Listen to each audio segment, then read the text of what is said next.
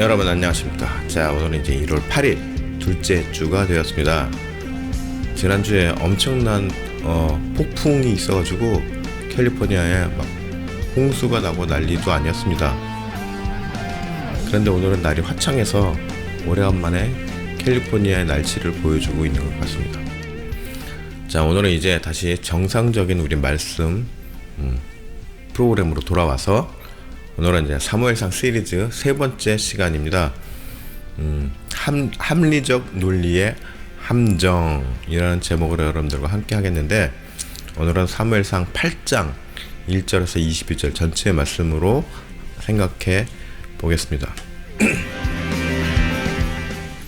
자, 제목에도 있지만 합리적 논리의 함정, 우리가 기드온 시리즈 할 때도 말씀을 드린 바가 있지만은 우리들은 어떤 일을 처리할 때 나름대로는 굉장히 이 합리적인 방법으로 진행을 하려고 노력합니다.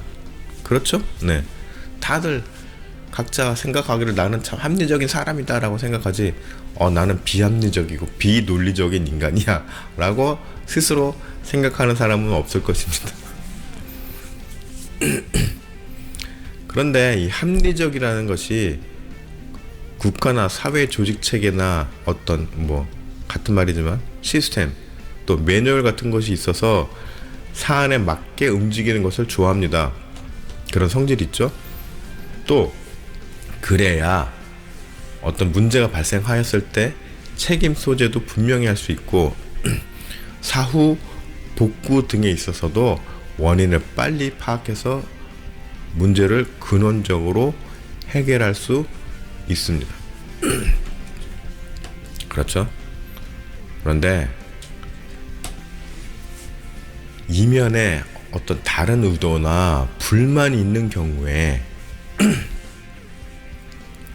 표면적인 절차나 합리적인 방법 등을 아무리 내세우면서 일을 하려고 한들 근원적인 문제는 풀리지 않게 됩니다. 오히려 더 상황이 꼬일 수도 있습니다.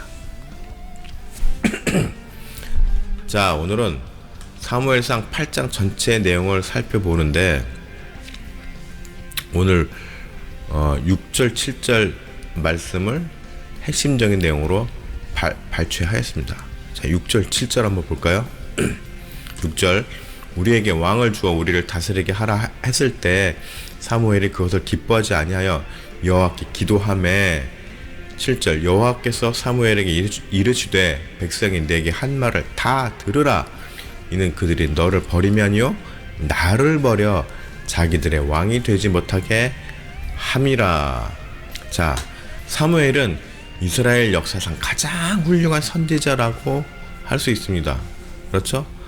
하나님께서 굉장히 아끼시던 종이었습니다. 그런데 그런 훌륭한 사무엘이라 할지라도 이 자식 문제만큼은 엘리 제사장과 별반 다르지 않았던 것 같습니다.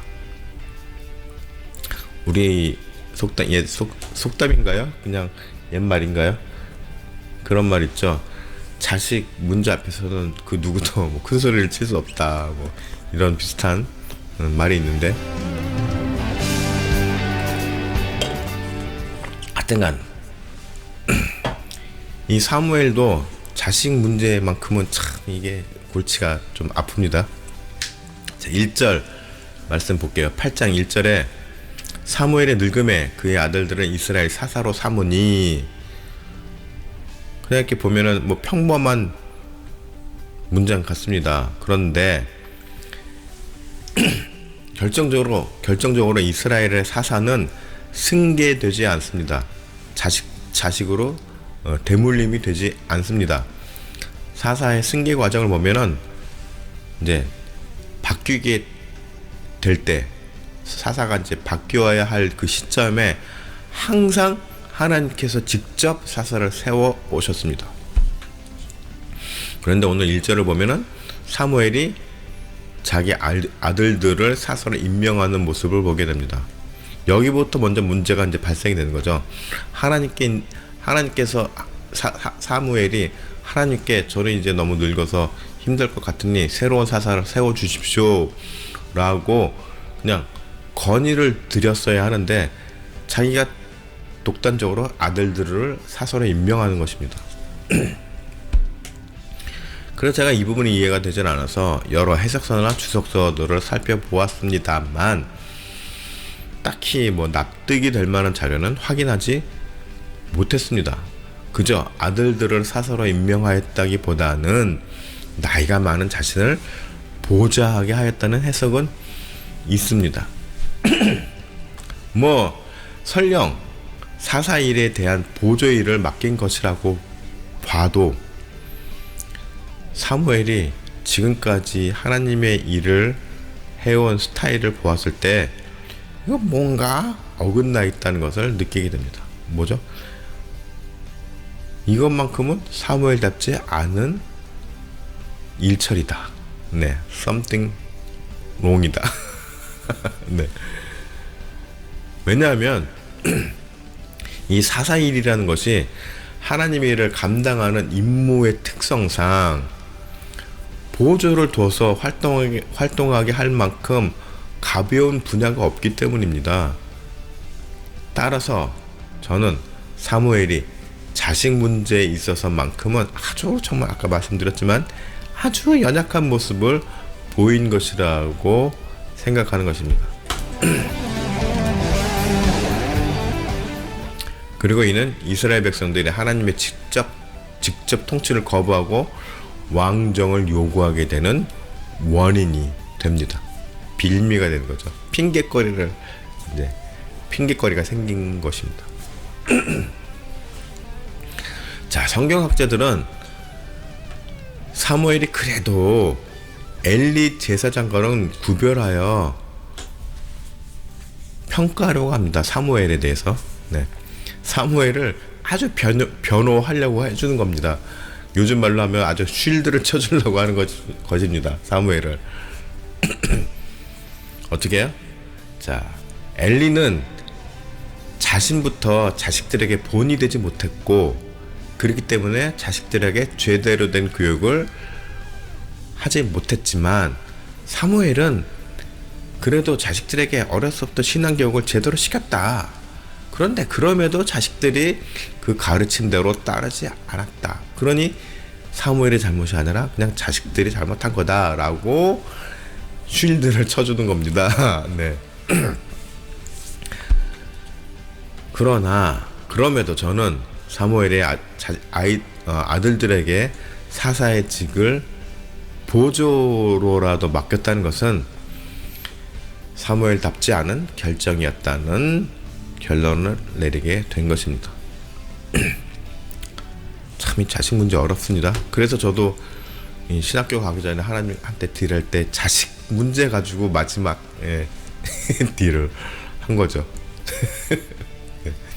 자식들을 책임져 주십사라고 제가 마지막 조건을 건 거죠. 그만큼 이 자식이라는 것이 참 자식 문제는 이 아버지가 되었을 때 정말 죽을 때까지 풀지 못하는 놓을 수 없는 그런 과제이자 짐입니다.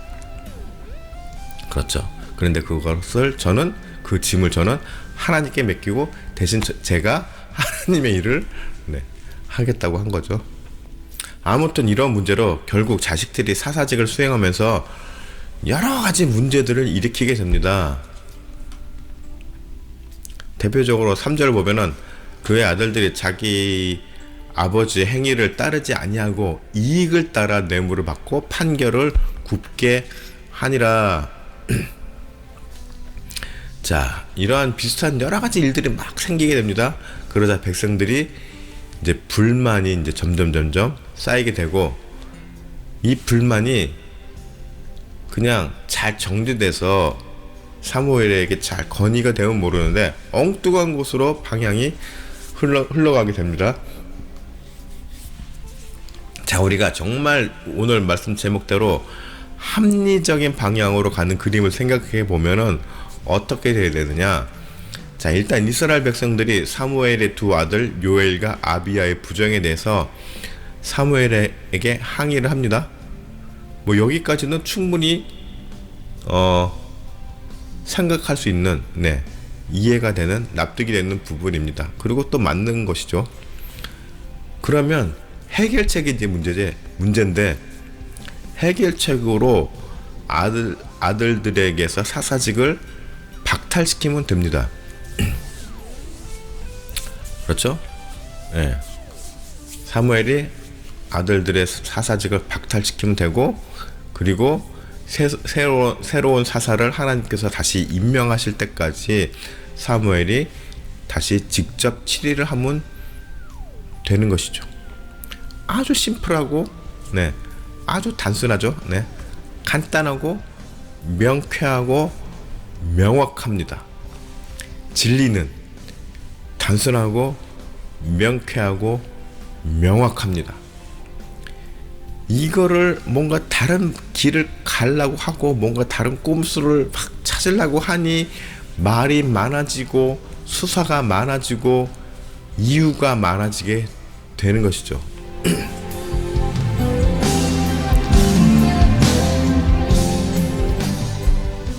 그런데 이 부분에 있어서 이스라엘 백성들이 살짝 방향을 틀어서 아주 정치적인 판단을 하게 됩니다. 어떻게 해요? 자, 5절 말씀 보면은 그에게 이르되 보소서 당신은 늙고 당신의 아들들은 당신의 행위를 따르지 아니하니 모든 나라와 같이 우리들에게 왕을 세워 우리를 다스리게 하소서 한지라.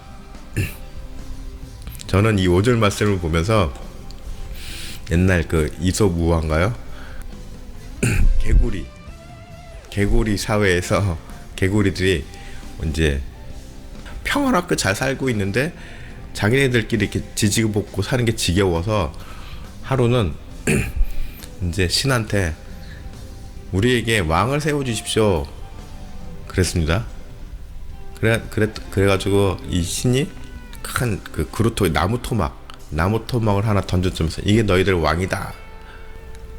제대로 된 왕을 세워 주십시오. 카리스마 있는 왕을 세워 주십시오. 두루미를 보냈죠. 두루미를 보냈습니다. 어떻게 됩니까? 이 두루미가 개구리들을 하나씩 다 잡아먹습니다. 그 우화가 생각이 났습니다. 이 5절 말씀을 보았을 때 이스라엘 백성들이 정말 개구리처럼 요구를 하는 겁니다. 깨골깨골거리면서 우리들에게 정말 다른 나라들처럼 왕을 세워주십시오. 그런데 이건 뭡니까? 굉장히 나름 이스라엘의 주장이 일리가 있어 보입니다. 아주 합리적으로 보입니다. 다른 나라들은 다 왕이 있어가지고 제대로 굴러가는 것 같죠.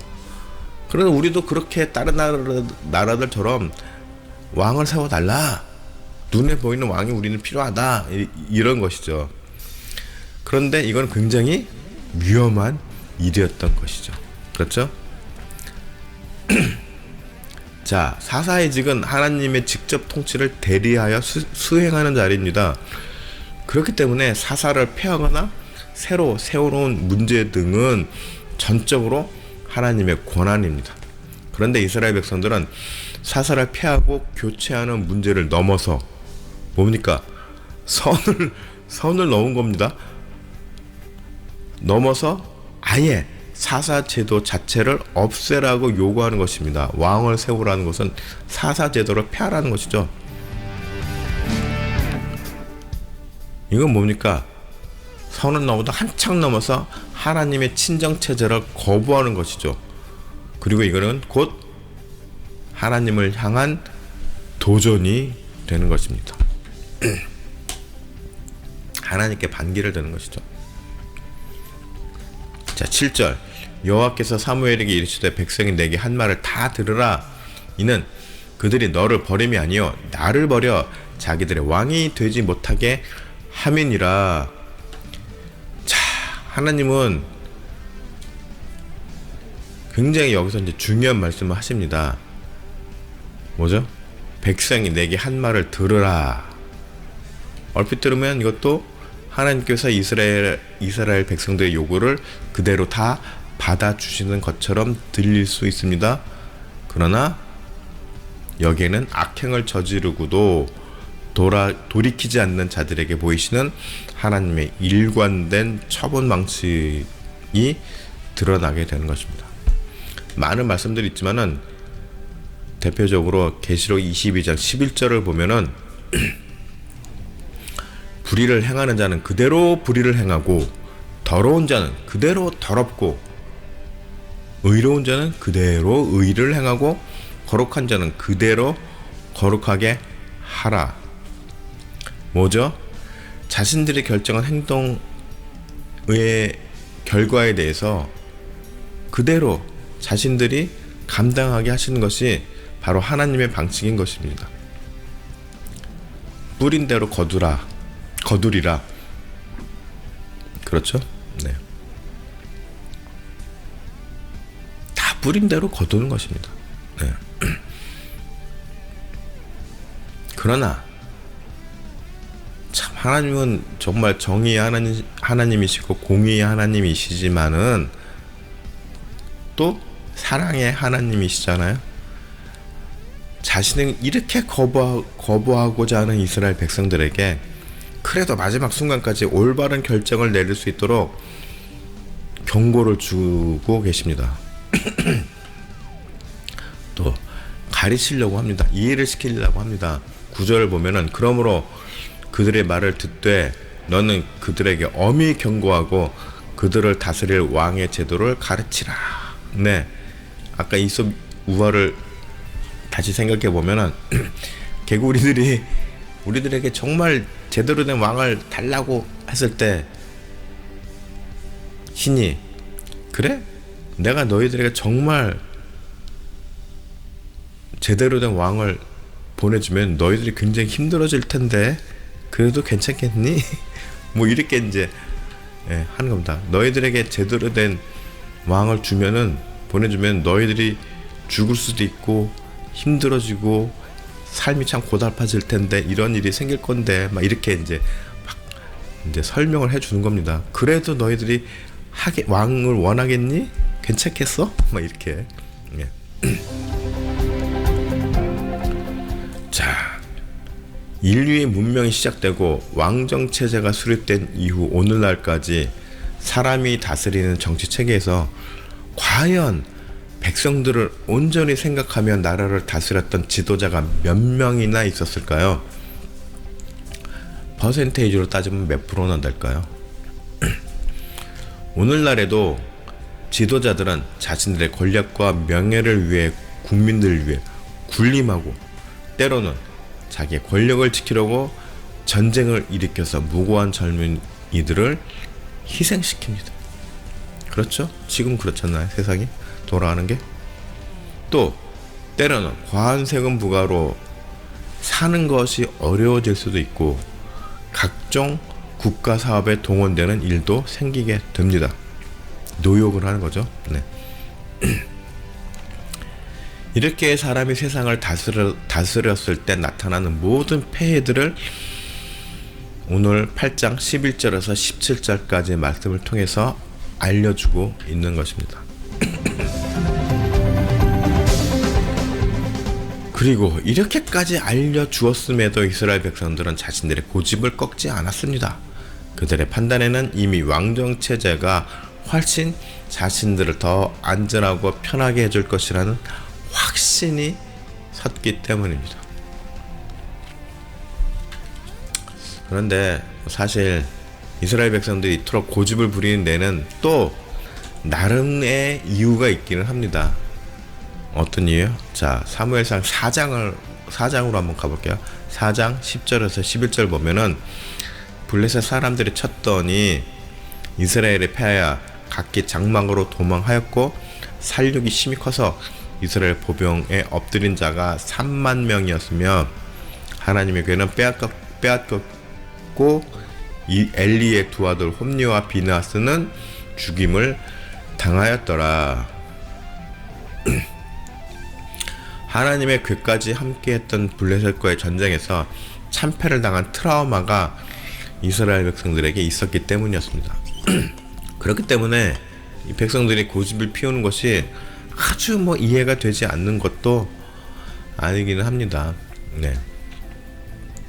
뭐 일견 이해가 되는 부분이 있죠. 그런데 그럼에도 역시 이스라엘 백성들이 잘못 생각한 것이 있습니다. 자, 이스라엘 백성들은 하나님 자체를 의지했다기보다는 상징적인 물건인 법궤를 신성시했다는 것입니다. 예. 이게 참 우리들에게 시사하는 바가 큽니다. 자, 이스라엘 백성들 당시에 그렇게 많은 이적을 경험한 이스라엘 백성들이었지만 역시 당시 이스라엘 백성들에게도 하나님은 보이지 않는 존재였습니다. 당장 눈에 보이지 않고 자신들의 피부로 체감하지 못하는 존재이다 보니 어떻게 해요? 당장 눈에 보이는 상징물에 더 마음이 끌리고 의지를 하였던 것이죠. 어차피 사람이 하는 모든 행위는 다 눈에 보이는 거기 때문에 우리가 포인트를 조금만이라도 잘못 잡으면 어떻게 돼요? 예, 보이지 않는 하나님을 경배하는 것이 아니라 당장 눈에 보이는 모든 것들에 빠지게 될 수 있는 위험이 아주 크다는 것이죠. 네, 아무튼 이스라엘 백성들이 이렇게 법궤를 신성시하다 보니까 법궤가 전쟁터에 있다는 사실만으로 전쟁의 승리를 확신하였던 것입니다. 그리고 법궤 자체를 하나님의 인재로 같이 연동을 시킨 거죠. 잘못된 신학적 판단인 거죠. 네. 하나님께서 직접 다스리는 시스템에 대해서 근본적인 의심을 하기 시작한 것입니다. 자기들의 잘못 판단하는 것을 생각하지 못하고. 네. 자, 8장 20절 우리도 다른 나라와 같이 되어 우리의 왕이 우리를 다스리며 우리 앞에 나가서 우리의 싸움을 싸워야 할 것이니이다 하는지라. 최종적으로 여태까지 한 말을 정리해보면 한마디로 모든 사태의 원인을 내부에서 찾지 않고 외부에서 핑계거리를 찾아 해결하려는 모습을 보이고 있는 것이죠. 아까도 말씀드렸지만 나 자신의 잘못된 그것부터 먼저 막 파헤치고 분석을 해야 되는데 계속 바깥으로 도는 거죠. 예, 그러면 절대로 문제가 해결되지 않습니다. 점점 더 꼬여지고 어려워지게 되죠. 자, 말씀을 슬슬 정리해 보겠습니다. 자, 18절 그날에 너희는 너희가 택한 왕으로 말미암아 부르짖 때 그날에 여호와께서 너에게 응답하지 아니하리라 하니. 자, 이제 이스라엘에 사람을 왕으로 세웠을 때 그 이후부터는 하나님이 이제 직접적으로 너희들한테 반응하지 않겠다 라고 말씀하고 계시는 거죠.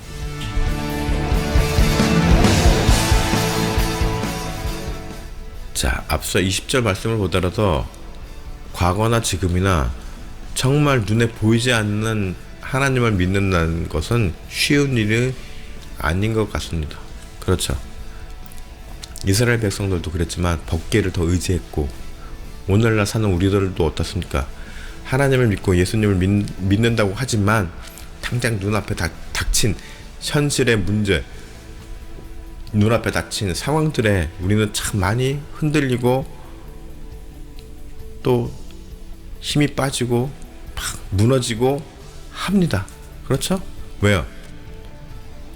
하나님이 당장 눈에 보이지 않으니까 당장의 어떤 마음이 막 그렇게 다시 막 잡아지지 않는 거죠.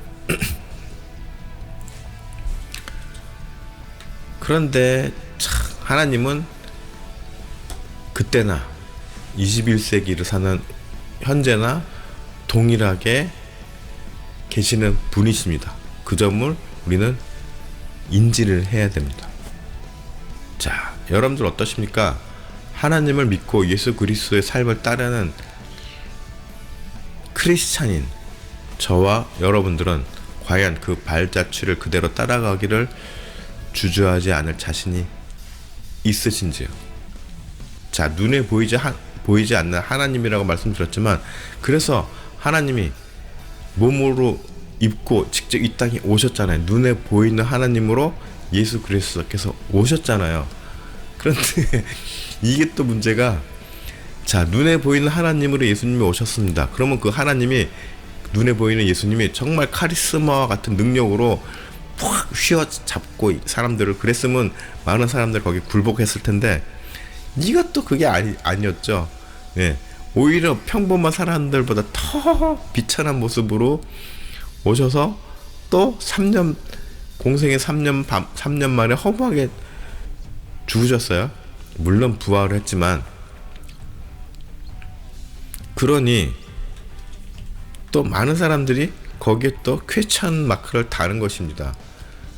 예수가 정말 하나님 맞아? 정말 신 맞아? 구원자 맞는 거야? 네, 인정하지 않는 거죠. 그래서 유대교는 계속 예수님을 지금도 인정하지 않는 거고, 이슬람은 그래서 예수님을 선지자 한 사람으로 보는 거잖아요. 다 뿌리는 뭐예요? 다 뿌리는 아브라함에서 나왔습니다. 다 뿌리는 아브라함의 하나님입니다. 그런데 이렇게 하나님을 인정하지 않고, 유대교와 이슬람은 예수님을 인정하지 않고 가는 거죠. 제가 늘 성도들에게, 제 지인에게 얘기하는 게, 막 흔들리고 힘이 들고 그럴 때마다 계속 질문을 하고 따져라. 네.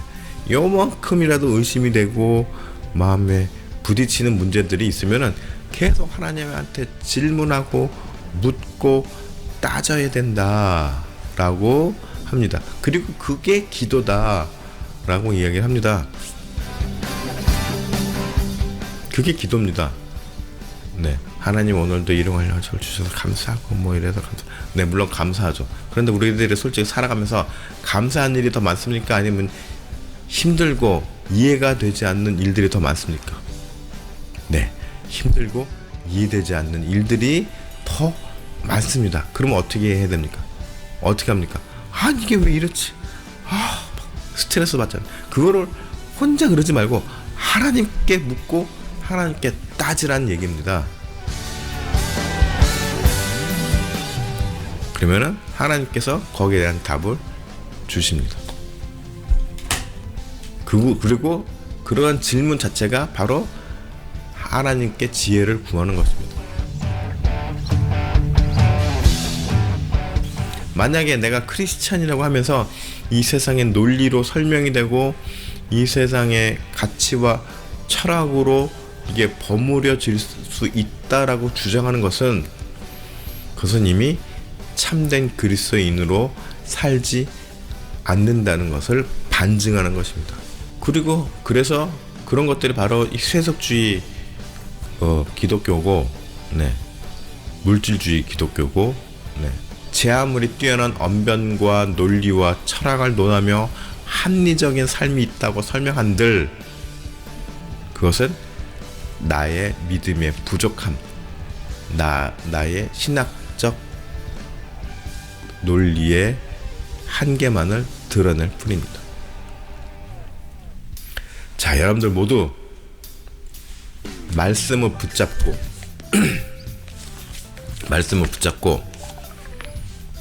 그 안에서 참된 하나님을 발견하고, 온전한 하나님을 발견하고 경험하며 흔들리지 않는 믿음의 백성들이 되기를 바랍니다.